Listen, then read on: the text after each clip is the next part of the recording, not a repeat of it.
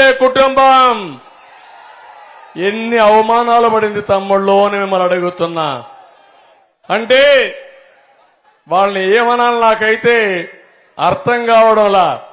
ఒక్కసారి ఎమ్మెల్యే అయిన వాడికే ఇన్ని తోకలు వస్తే 3 తరాలు రాజకీయాలు చేసే వాళ్ళకి ఎంత ఉండాల తమ్ముళ్ళు పవరు?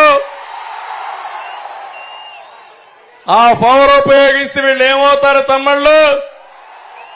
వీళ్ళ తప్పు కాదు, పెద్ద సైకో చిన్న సైకోల్ని తయారు చేశాడు తమ్ముళ్ళు. అది బాధ.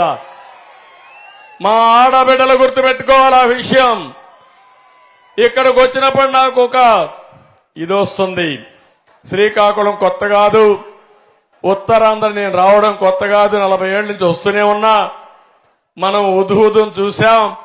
ఉదుహుదు కంటే స్పీడ్ గా నేను విశాఖపట్నానికి వచ్చి ఆ రోజు ఈ ప్రాంతాన్ని కాపాడానా లేదా అని మిమ్మల్ని అడుగుతున్నా.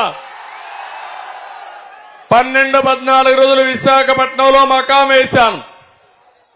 కలెక్టరేట్ కొట్టుకోబోయింది. అయినా కూడా బస్సులోనే ఉండి తిరిగి మిమ్మల్ని అందరినీ మామూలు మనుషులు చేసిన తర్వాత తిరిగి హైదరాబాద్కు పోయిన రోజులు అవన్నీ. ఇక్కడ తిత్లీ వచ్చింది.